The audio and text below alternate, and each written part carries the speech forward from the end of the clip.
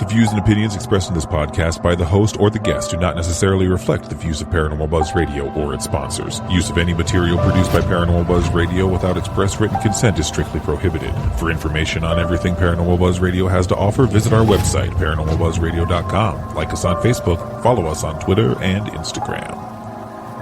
Listener discretion is advised.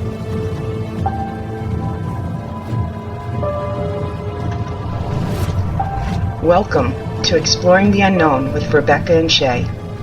Taking stories from today's news, Rebecca and Shay will explore everything from the paranormal, supernatural, the strange and unusual, unsolved mysteries, and more. Join them as they delve deep into the unknown and mysterious. Taken from news headlines.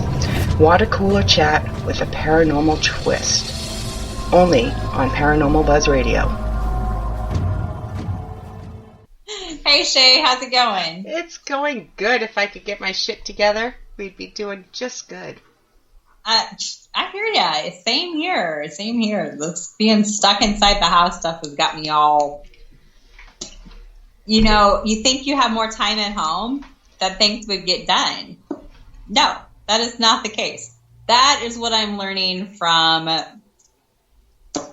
being stuck at home. Uh-huh. More time at home does not mean I get more stuff done. No, more time at home means there's more things to do. Exactly. I start like these big projects, tear them all apart, and then I have a bigger mess than when I started. Yep.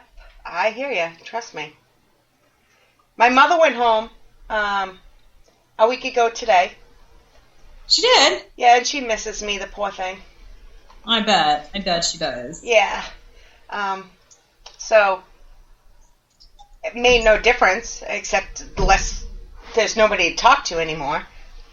I'm still not getting anything more done. Not that she didn't like take up my time. She knew I had to do stuff, but just nobody to talk to. Because, you know, adult kids, they kind of got their own thing going on. Yep, So, exactly. they want to talk when they want to talk. Right. So. And it usually involves them needing something from you. Yeah, sometimes, or they're bored. Those yeah. are the, That, or they figured out something you did to them as a child that is obviously wrong, and they want to confront you about it. I haven't come across that yet, but I'm sure I will. Give them time. Well, we had a fish once that...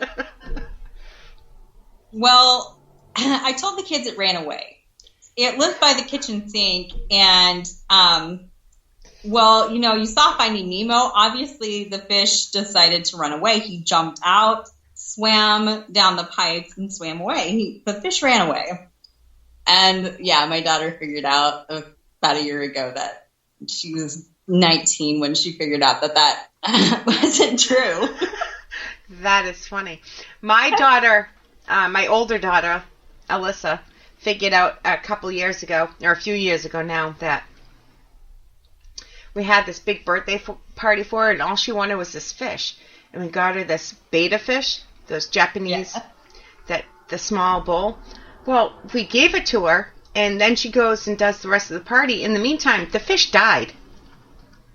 Oh, uh-huh. So my uncle, Kenny, ran to the pet store, but he couldn't remember what the fish looked like, so he did the best he could. And she's like, "It looks different." No. It's the same fish. And it dawned on her years later that, what? So that's funny. I'm glad we both have fish stories. Well, today's article is about animals too, so I guess we're on the right topic. Right? That was coincidental, but that worked out good. It did. Hopefully these are happier stories than us killing our pets. So today's story is called 16 Cryptids That Might or Might Not Exist. All right, hold on. It's a Mental Floss article. This is from November 23rd to 2015, so they might know more now, but it's a neat article. All right. Cryptozoology is the study of creatures whose existence has yet to be or or else cannot entirely be proved or disproved by science. These creatures, known collectively as cryptids, include examples like the Loch Ness Monster, Bigfoot, and the Himalayan Yeti. Yet these famous cases are by no means the only ones on record. In fact, practically every country and corner of the globe has its own legendary monster or mystery creature that supposedly dwells there, from giant bats in Java to enormous water hounds in Ireland. Number 1, a-hole. A hole? I should really look up how to pronounce these things first. Okay. I like that, a-hole. He's such an a-hole. Right? Hools? We're going to go with that pronunciation. Right. Are enormous carnivorous bats that are said to inhabit the rainforest of Java in Indonesia. Believed to have a wingspan in excess of 10 feet, making them roughly the same size as a condor. Hools are said to be covered in thick brown or black fur like fruit bats. But unlike bats, have long, powerful legs and claws and are supposedly capable of pouncing on and snatching up live prey, including humans, if the stories are to be believed, from open ground. Sightings of hools are often dismissed simply as mistaken glimpses of owls, eagles, and other large birds of prey that inhabit the same rainforest. But some sources claim the creatures do indeed exist and may even be an isolated and yet undiscovered species descended from pterosaurs. Yeah, that sounds ginormous and scary. I hope that one's not true. Yeah, we're going to hope that one's not true, but makes me less likely to go to Indonesia. I've never heard of that, have you? I've seen some pictures of some really large bats in South America. Huh. But I don't know that I've heard of that one per se. All I'm picturing is like Mothman type stuff. Like that big, like that dreadful. Yeah, the 10-foot wingspan. That sounds ginormous and scary. Thanks. Yeah, no. I don't want to run into that one. I'll pass. Yeah, skip that one. Mm-hmm. Next one is the Akuro Kamui. Hey, that's close. Akuro Kamai. I don't know. Sounds good to me. It's Japanese. The native Anu people of Japan have long believed that Volcano Bay off the south coast of Hokkaido is home to the enormous octopus called the Akuro Kamai. Oh, I saw him in Peter Pan. Oh. Remember the cartoon, Peter Pan? Yeah. Remember that mean octopus? I bet you this is it. Oh, it could be. I'm telling you. Numerous sightings of the creature have been made over the years. British missionary named John Batchelor, who was working on Hokkaido in the early 1900s, recorded one such sighting in his book, The Anu and Their Folklore, writing that a great sea monster with large staring eyes had attacked 3 local fishermen in their boat. The monster was round in shape and emitted a dark fluid and noxious odor. The 3 men fled in dismay, not so much indeed for fear, they say, but on account of the dreadful smell. However, that may have been, they were so scared that the next morning all 3 refused to get up and eat. They were lying in their beds, pale and trembling. I've heard of this story, actually. Yeah? Not just from Peter Pan, but, I've actually heard of this story. Wasn't it supposed to be, bigger than the boat? It was huge. That's what this article says. I don't know that I've heard of this one. It sounds interesting, though. Yeah. Kind of like a squid emitting the squid stuff, but the odor's different. Well, octopuses do that, too. Octopuses ink. That's what it's called, ink, so. Right, ink. But I've never heard of one having a weird odor with it. And then I don't know. I think all sea creatures, octopuses, and all that, they all kind of smell funny to me. Yeah. Maybe the bigger they are, the ink, they smell worse. I don't know. Maybe. Yeah. I've never been around to smell ink to know, I guess. I grew up by Hampton Beach, so you smell that dead smell, and yeah. This next one, oh my god, it's like a mixture. Kind of creepy. Like a mixture of a shark and a dolphin. It does. Yeah. Alta Mahaha. I'm guessing this is Hawaiian, if I guess. No, it's not. The Alta Mahaha is a 20 to 30 foot long river monster with large flippers and a seal-like snout that is said to inhabit the mouth of the Altamaha River near Darien, Georgia. Although numerous accounts of sightings of the Altamaha have apparently been made over the years, the fact that Darien was founded as New Inverness by a band of Scottish Highlanders in 1736 seems to suggest that the legend is probably nothing more than a descendant of the Scots settlers' tales of the Loch Ness Monster. I don't know. I've seen that show. That's interesting. I've seen that reminds me fisherman of show. Champy at Lake Champlain. Kind of. But this one I would believe more. Maybe not as big, but I forget. What is that fishing show with that guy that finds all these creatures that are crazy? I can picture him pulling something out. Yeah, I know. And that name makes me think Hawaiian. It sounds Hawaiian to me. Yeah. Yeah. Scary looking. It is. Doesn't look like Nessie. No, not at all. No, I would not want to. It's like a cross between an alligator, a shark, and a dolphin. Yeah. That's weird looking. It is. Look at those teeth. Yeah. I don't know about that one. I don't think we'll go swimming in Georgia. Okay. No. The next one is the Damhar Shrew. The Damhar Shrew, or waterhound, is a legendary otter-like animal that supposedly lives in isolated freshwater lochs and rivers in Ireland. Usually described as half-dog, half-fish hybrid, with long snaking body covered in thick fur, the Damhar Shrew is large and heavy-set but can move very fast both in the water and on the land, even according to one story being able to keep up with a galloping horse. Sightings of the creature date back several centuries in Ireland, and there are at least 2 gravestones, including one in County Leitrim, dating back as far as 1722, of people who were reportedly attacked and killed by a Damhar Shrew. And I'm probably totally butchering that pronunciation. It looks good to me. Sounds good to me, I should say. Oh. Yeah. It's like reminds me of those sand sharks from that Kevin Bacon movie. Oh, yeah, that picture does look like those. Tremors. Yes, thank you. Yeah. It does kind of look like an otter, but like possessed one. Yeah. Ireland's got some crazy stories. Oh, yeah. Yeah, that is scary. Can you imagine seeing that? Swimming and seeing that.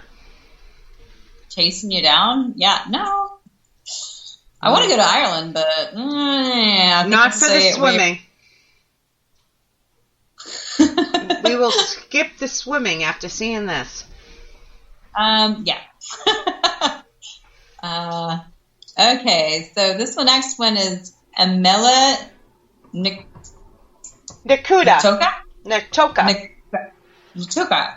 Amela Natuka. A number of native Central African tribes believe the swamps of the Congo Basin to be inhabited by an enormous semi-aquatic creature known as the Amela Natuka. And similar but larger than a hippopotamus and armed with a large, long bony tusk or horn in the center of its forehead, the Amela Natuka is apparently I'm going to struggle with this name, even though I know what it's one of those words. Yeah. Herbivorous. I just can't pronounce that word. I don't know why.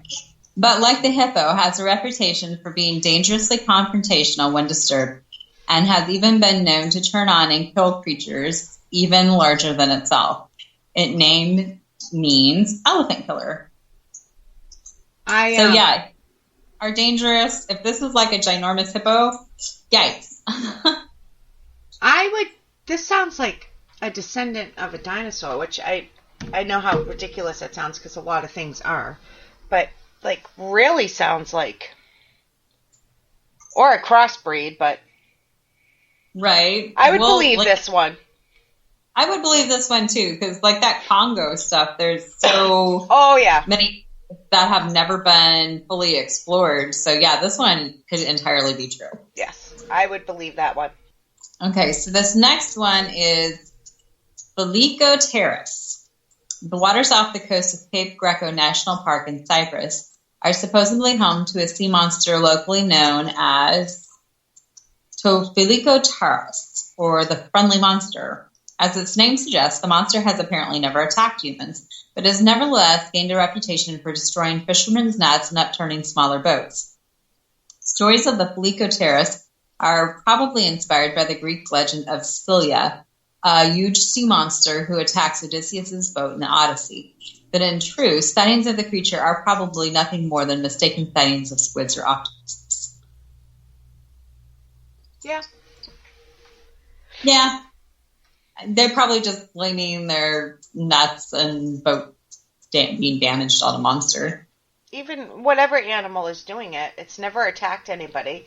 And maybe they're accidentally tipping the boats, but the nets, they're going to eat. They see a big net full of fish, they want to eat. Yeah, exactly. So, doesn't eat people, so that's a plus. So this next one looks interesting. The Groot Slang. The Groot Slang, or Great Snake, is a legendary monster said to dwell in the caves of the Richardsveld. That's an interesting word. A mountainous desert region in northwestern South Africa. In local mythology, Groot Slangs were primordial creatures comprised of the head and front of an elephant and the back and tail of an enormous serpent. When the earth was created, the Groot Slangs were all apparently destroyed, but according to legends, some survived and retreated to the deepest caves of the northern Cape Province. Tales of enormous tusked snakes, probably inspired by real-life sightings of enormous pythons that live in the same area, have rumbled on in South African folklore ever since. The mysterious disappearance of a British diamond magnate named Peter Grayson in the Richtersveld Caves in 1917 is sometimes blamed on a Groot Slang. Oh my God! I hope that's not true. Yeah. Oh. If it was a giant python, I would piss myself. I would, like any kind of snake. No, thank you. But this thing, oh my God, no! Please don't be real. yeah, no, I don't want to see this one either. In fact, even if it wasn't this Groot Slang and it was just a giant python, no. I'm out. I am out. Even if it doesn't have tusks, if it's just a ginormous python, that's going to be a no for me. I know, this thing has like tusks coming out longer than its head, and Yeah. This one's a hard no. I don't even want to. No, I don't even want to discuss that one. Oh my God. Okay. Yeah. No. That's a no. The next one's good. Next one. I like this one. Jersey Devil. I've heard of this one. Yep. The Jersey Devil is a cryptid said to live in the Pine Barrens regions of New Jersey. According to legend, the creature was the unwanted 13th son of one of the state's earliest settlers. Mother Leeds, who offered her son to the devil on his birth in 1735 because she and her husband couldn't afford to raise another child. Ever since then, hundreds of reported sightings of a grotesque, two-legged, hooved monster with sheep-like head and large scaly wings have been reported in the Pine Barrens, including one famous incident in the winter of 1909 when a long trail of hooved footprints crossing under fences and over walls and rooftops mysteriously appeared in the snow one night.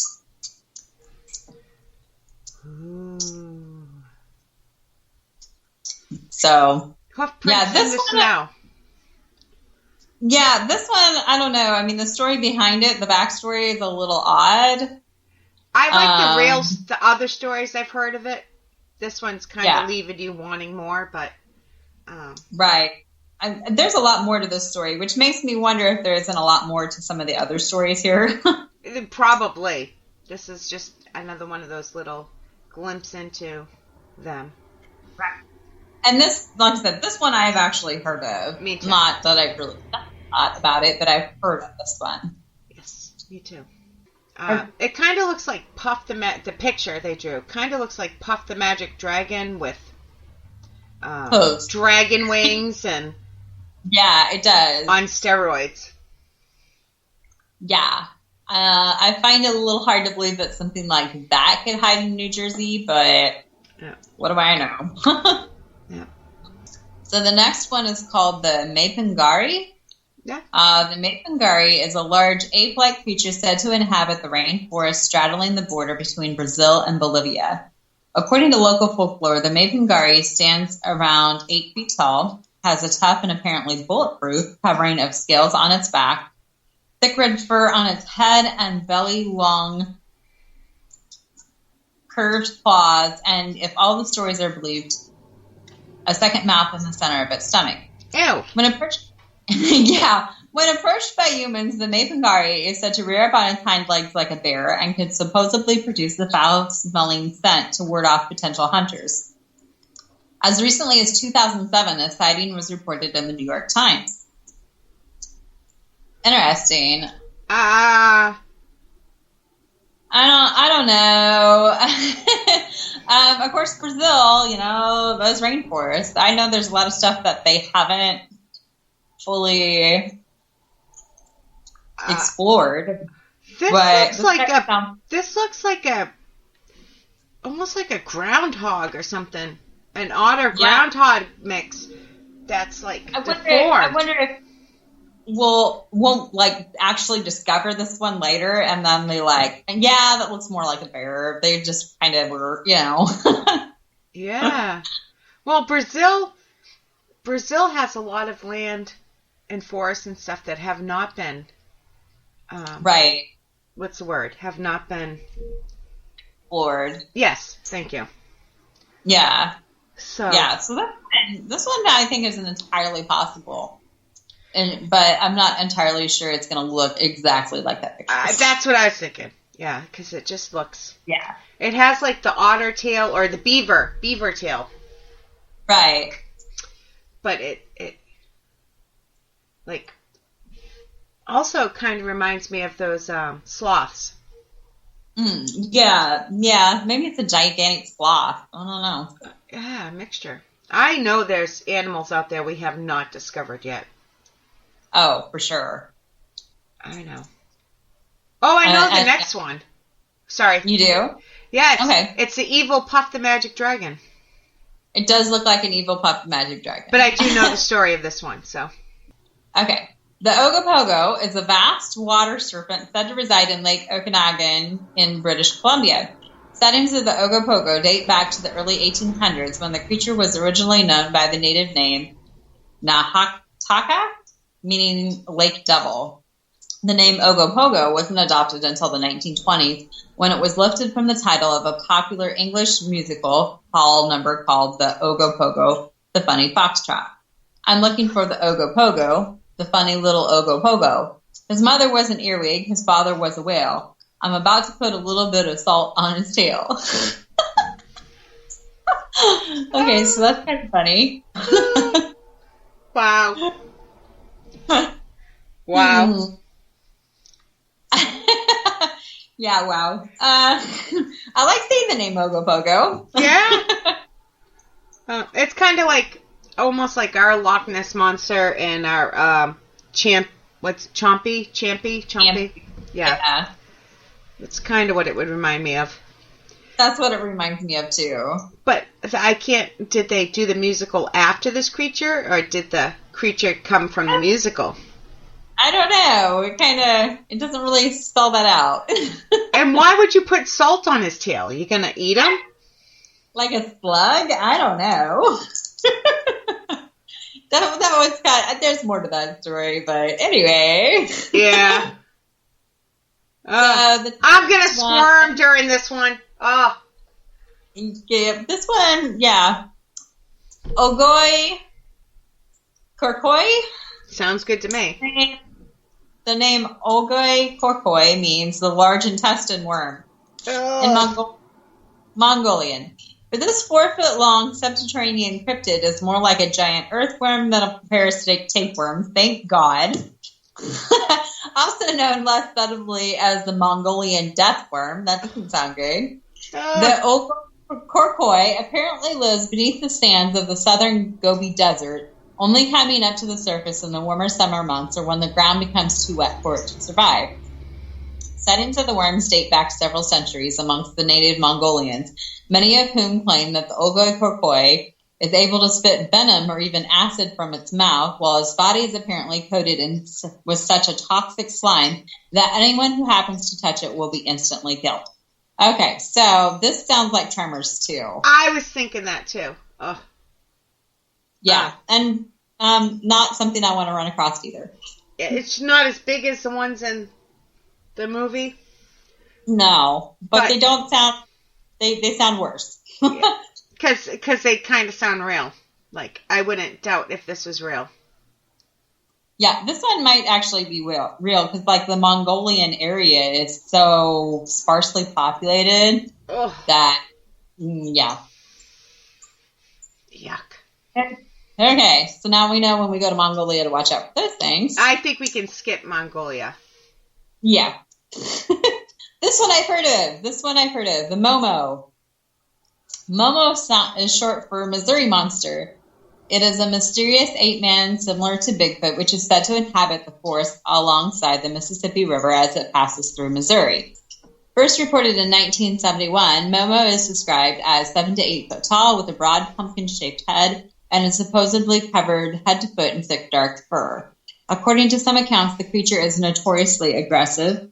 Unlike the South American Mapingari, which we talked about just a minute ago, I think I'd be able to pronounce it, is able to produce a grotesque smell even worse than a skunk in order to ward off would-be attackers. All right, so now I'm going to be serious for a second here. Yeah. I know it's hard for me to be serious, but I will be for like maybe 30 to 90 seconds. Do we think Momo, Skunk Ape, Yeti, Bigfoot, Sasquatch, do we think they're all the same breed, but they just, like alligator and crocodile, they change for their settings? Maybe. But almost the same thing, but they just, like a skunk ape lives in the swamps and stuff, so it has to do that, and Yetis have to have thick fur because they live in the cold. Right. Yeah. That's kind of what I would think. So for me, that would be what I think. Yeah. This is my favorite name, though. They're similar enough where it's like, but then again, there's just different colorings and stuff. Yeah, but are they changing for their habitats, like to hide and to stay warm or stay cool? Right. Yada, yada, yada. Like, I'm wondering, because these type creatures are the most popular, the most seen, but they call them different things. I love this name, though, Momo. It's like going to see Grandma. I'm going to see Momo. This is kind of close to me, and I've heard of Momo. Never seen it, but I've heard of Momo. The picture does not look like the description at all. It looks like something from Monsters, Inc. Right? Right, exactly. This next picture doesn't look bad either. This one's the Shuck. The folklore of the British Isles is littered with tales of mysterious black dogs that supposedly haunt rural towns and villages across the country. The Shuck, a huge black hound said to dwell in East Anglia on the far eastern coast of England, is probably one of the most famous, having apparently attacked a church in the village of Bungay, Suffolk, during a thunderstorm in 1577. According to local records, while the villagers were sheltering from the storm in the church, a huge black dog burst through the church door, killing a man and his son, and pulling down one of the pillars supporting the church steeple, which collapsed into the nave. As it fled the church, the Shuck apparently left scorch marks in the wood of the church door that can still be seen to this day. All right, so 1577, right? Yeah. So if you compare people sizes from then to now, we have shrank. How do we know this wasn't just a big wolf or that type of animal that was That's bigger than? Yeah. As a wolf, Yeah. Kind of like a rabid wolf burst in. Yeah. But knocking down a pillar, that sounds bigger than a wolf. I don't know. Well, if they're in the middle of a storm, it could have been damaged already. When you're going through a traumatic experience, you can't always... True. It could have been hit by lightning or wind or something, too. But, again, we're just going from these little blips on our screens. So it's hard to judge. There could be tons more. More sightings, more to the story than what we're getting here. So, yep. This next one, there's a statue for this next one. The Tatzelworms are lizard-like creatures that are supposed to inhabit the most isolated regions of the Alps. Although accounts of their size and appearance vary, they are typically said to be around 2 to 5 feet in length, with a broad cat-like head and a wide gaping mouth. Their forelimbs are short and armed with long claws, but they have no hind legs, and instead their bodies taper into a long snake-like tail. Numerous sightings of the creatures, which are known as Tatzelworms in Germany, Arossus in France, and stolen worms in Switzerland, Bergstutzens in Austria. Yeah, exactly. And basilicos in Italy have been made all over the Alps, including a recent spate of sightings reported in Italy's Il Giorno newspaper as recently as 2009. This one sounds more credible to me just because of the wide variety of sightings of this thing. God, I hope not. Anything worm or snake shape, ugh. A snake with a cat head. I don't think I'd want to run across it. I would say that. No, it's. I'm trying to look at the. All right, now I just zoomed in on the picture. That looks better than what it looked like before. I mean, it's still nasty looking, but. Right. But the fact that they're seeing this all across the Alps and it's like not in one isolated area. Yeah. It's like a tiger head. Yeah. Again, not something I want to run across. I don't want to meet this one. No. No. Here we go. Here's another lake monster. This one is Tessie. Tahoe Tessie is a lake monster said to live in the waters of Lake Tahoe in Central California.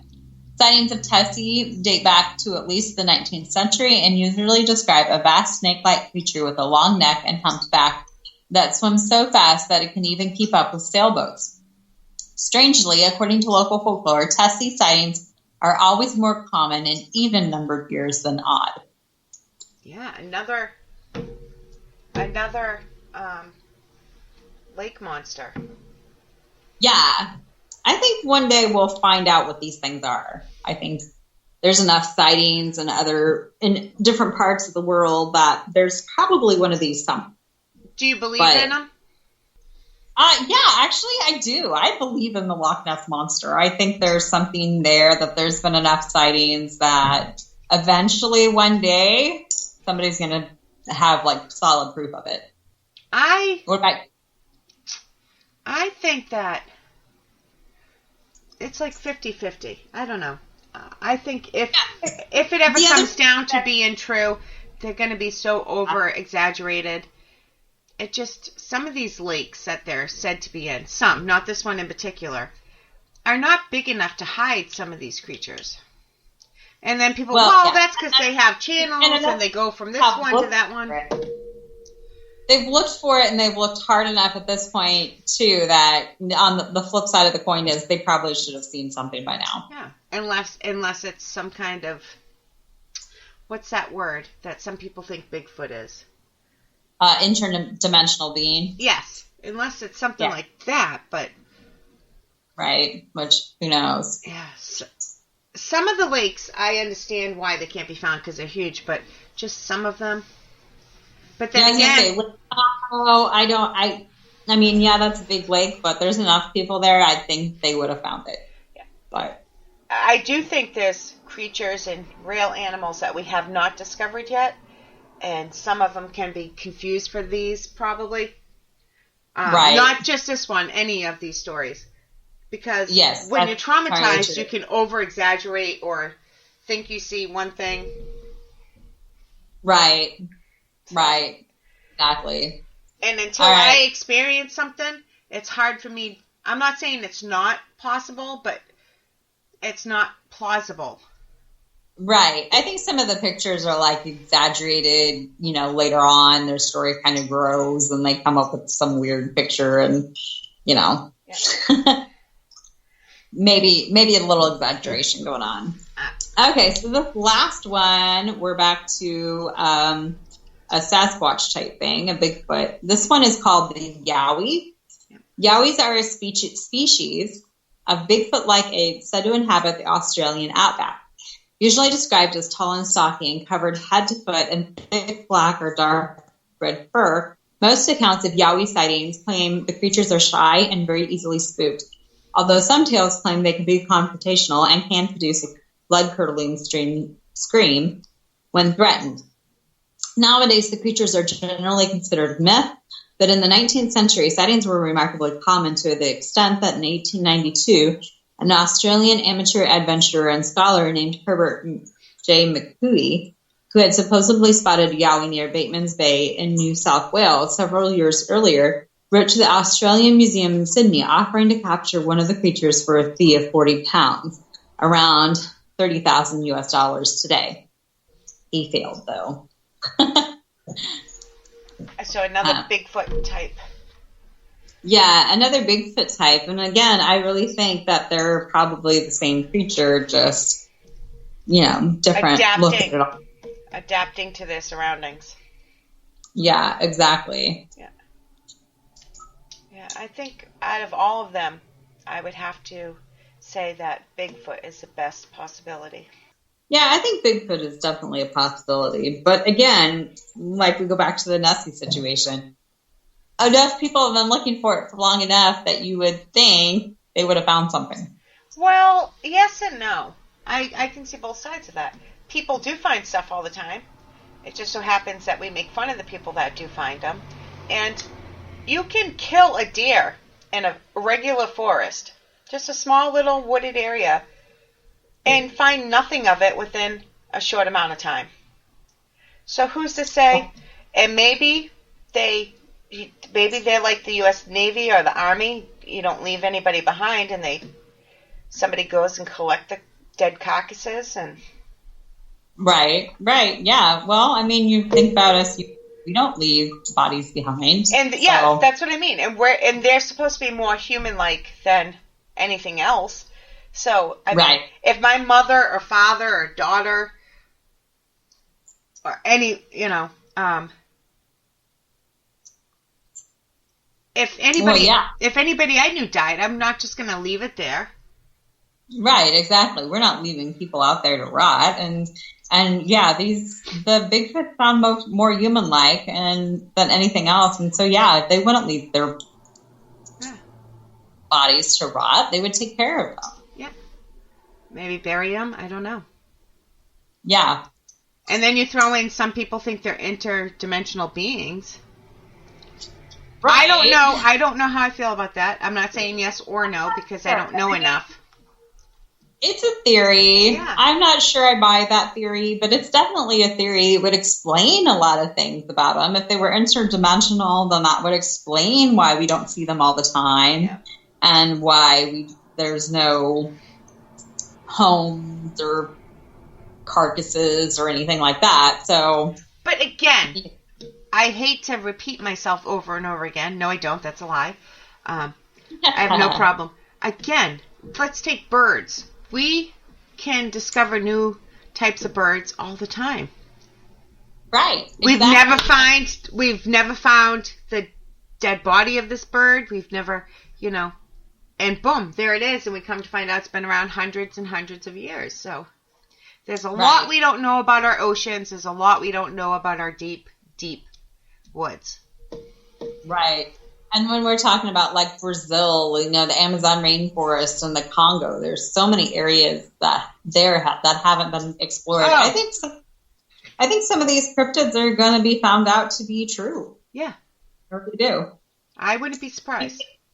When you think about like the whale shark, that ginormous whale shark that was never discovered until the 80s. Yep. I love whales. Yeah, me too. I'm obsessed with them. So, yeah, I think they could be. And again, I think maybe when it comes down to if they are ever found to be credible, that they might have been exaggerated a little bit. And I'm not saying on purpose, but again, you're scared, your adrenaline's pumping, you've been traumatized, and to you, a 6-foot man, if he's robbing a bank in front of you, a 6-foot man could look 10 feet tall.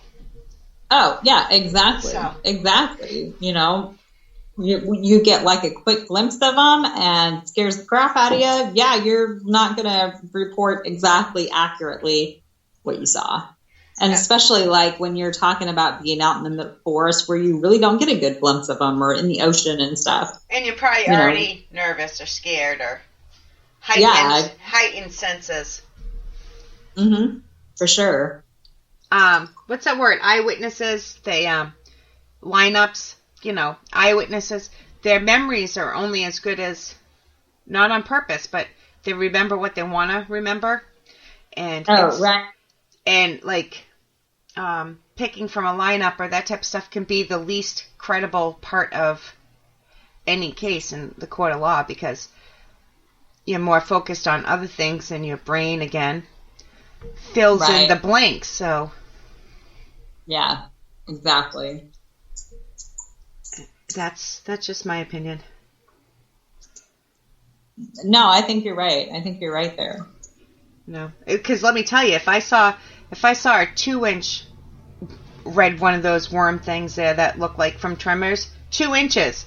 By the time I told the story, it would be like 6 feet long. Right? Exactly. Exactly. And I think I'd be pretty shook up, and my story may not be like great. But then again, when you think about like the platypus, when people are describing the platypus, they were thought to be crazy until they actually showed up with the animal. That's what I'm saying. That is what I'm saying right there. So I think there is some truth to most of these. Not all, but most. At least some portion of truth, for sure. Even if it's as little as mistaken identity. Right, for sure. All right, on that note, guys, I think our time is up. Thanks for listening. And if you want to talk to us about some more, maybe you guys know more about these cryptids than we do, chat with us in the Facebook group. Yes, Exploring the Unknown with Rebecca and Shay. And give us your feedback on how you think the stories are coming along. And if you have a story that we need to do on air, make sure you send it to us, and you'll get a special shout-out during the show. For sure. Yeah. All right, guys. Thank you for listening. Yep, thanks.